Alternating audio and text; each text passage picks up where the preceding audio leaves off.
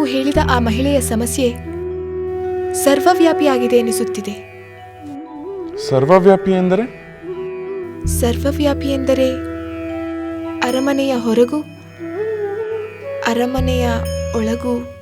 ಅಂದರೆ ನಮ್ಮ ಅರಮನೆಯಲ್ಲೂ ಈ ಸಮಸ್ಯೆ ಇದೆ ಎಂದು ಹೇಳುತ್ತಿರುವೆಯಾ? ಅತ್ತೆಯವರು ಹೇಳಿದ ಮೇಲೆ ನನಗೂ ತಿಳಿಯಿತು. ನನ್ನ ಮಾತೆ ನಿನ್ನ ಬಳಿ ಏನು ಹೇಳಿದರು? ಸಮಸ್ಯೆಯ ಬಗ್ಗೆ ತಿಳಿಯಲು ನಾನು ಕೇಳುತ್ತಿದ್ದೇನಷ್ಟೇ. ಹೇಳುತ್ತೇನೆ ಸ್ವಾಮಿ. ನಿಮ್ಮ ಎದುರು ನೇರವಾಗಿ ಹೇಳಲಾಗದ ನಿಮ್ಮ ತಾಯಿಯ ನೋವನ್ನು ನನ್ನಿಂದ ತಿಳಿಯುವುದು ಉತ್ತಮ. ನಿಮ್ಮ ತಾಯಿಯೂ ಸಹ ಮಾತಾಮಯಿ, ಮಹಾರಾಣಿಯಾದ ತಮಗೂ ದುಃಖವಿದೆಯೇ? ಏಕಿರಬಾರದು ಸೀತೆ?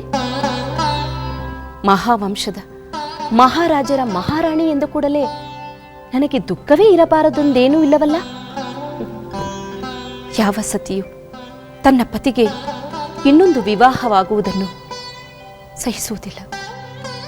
ಹಾಗಾದರೆ ಈ ಅರಮನೆಗೆ ರಾಣಿ ಸುಮಿತ್ರಾದೇವಿಯವರು, ರಾಣಿ ಕೈಕೇಯಿಯವರು ಬಂದದ್ದು ನಿಮ್ಮ ದುಃಖಕ್ಕೆ ಕಾರಣವೇ?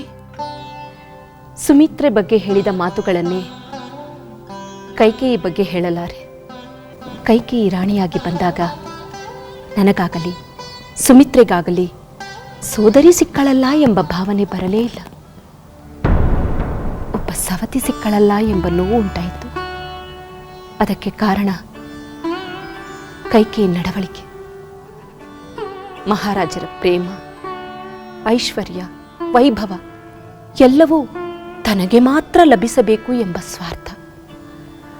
ಆ ಸ್ವಾರ್ಥದಿಂದ ನನಗೆ ಸುಮಿತ್ರೆಗೆ ಬಹಳ ಸರಿ ನೋವನ್ನು ತಂದಿತು. ಸ್ವಾಮಿ,